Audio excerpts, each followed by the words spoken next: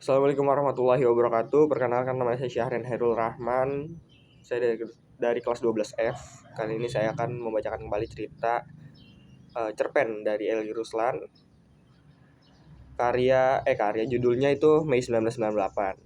1998. Nah, cerita diawali di kampus Jawa Barat, di mana ada dosen Pak Dadang namanya, dosen bukan fakultas, dosen analisa laporan keuangan sedang mengajar di kelas. Nah, tidak lama terdengar ada pengarah suara pengumuman dari kampus bahwa untuk seluruh mahasiswa berkumpul di aula gitu ya.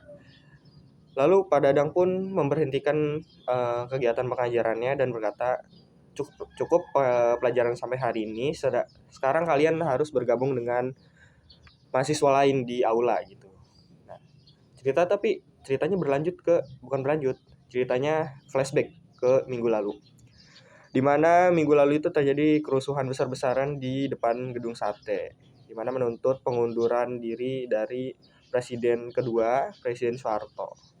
Singkat cerita, setelah itu udah menjelang malam, aku pergi ke wartel menghubungi Rin, berkata kepada Rin, aku baik-baik saja, tidak ada yang terluka. Lalu kata Rin, tidak San,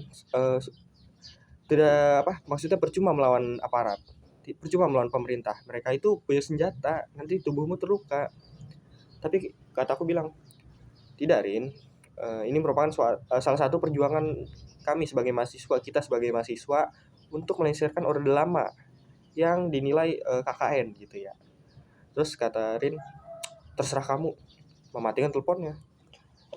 Lalu aku mencoba menelponnya kembali, tapi tidak diangkat. Nah, kembali lagi ceritanya ke sekarang, dimana setelah Pak Dadang mengakhiri proses pengajarannya, aku dan Rin pergi menuju aula. Di sana terdengar orasi-orasi dari mahasiswa yang mengatakan bahwa rapatkan barisan, kali ini kita akan berjalan menuju ke gedung sate gitu ya. Untuk mahasiswi sudah kami siapkan bus Damri ke sana. Aku berbicara kepada Rin, kamu ikut? Tidak, buang waktu, kata Rin gitu. Lalu aku mencoba meyakinkan Rin, ayolah Rin, kita harus ikut. Nah, ini merupakan salah satu perjuangan, dan perjuangan kita akan tercatat di sejarah Republik Indonesia. Nah, setelah itu kata Rin, ya udah aku ikut, cuma aku tidak naik bis, aku berjalan bersamamu. Nah, setelah itu aku senang lah Rin berjalan bersamaku. Sampainya di sana, tapi setelah menyampaikan orasi-orasi, kita sorenya itu habis asar, aku pulang mengantarin. Setelah itu pulang mengantarin, aku tetap aja kembali demo. Habis demo, selesai pengunduran diri Soeharto, aku tuh tidak pulang ke rumah, tapi aku nginep di rumahnya Benny. Bukan rumahnya, kosannya Benny gitu. Keesokan harinya terdengar aku udah pulang di rumah pagi-paginya. Banyak tuh berita-berita tentang pengunduran Soeharto. Nah, tapi aku sore harinya itu ke kosan Benny. Sesampainya di kosan Benny bilang kepada aku, tadi Rin menelponku gitu ya. Terus ada apa? Terus kata Benny, nggak tahu, nanti suruh menelponnya habis maghrib gitu. Padahal aku baru sampai tuh di kosan Benny. Aku balik lagi aja ke rumah. Nah, ternyata Rin itu mengajakku untuk pergi makan malam di sebuah restoran. Setelah sampainya di sana, aku berkata kepada Rin, perjuangan kita berhasil melengsarkan Orde Lama yang 32 tahun sudah berkuasa, kata Rin. Terus diam aja Rin, cuma kesel marah-marah kepadaku.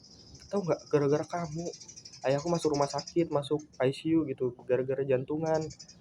Nah, ternyata dia jelasin ayahnya itu seorang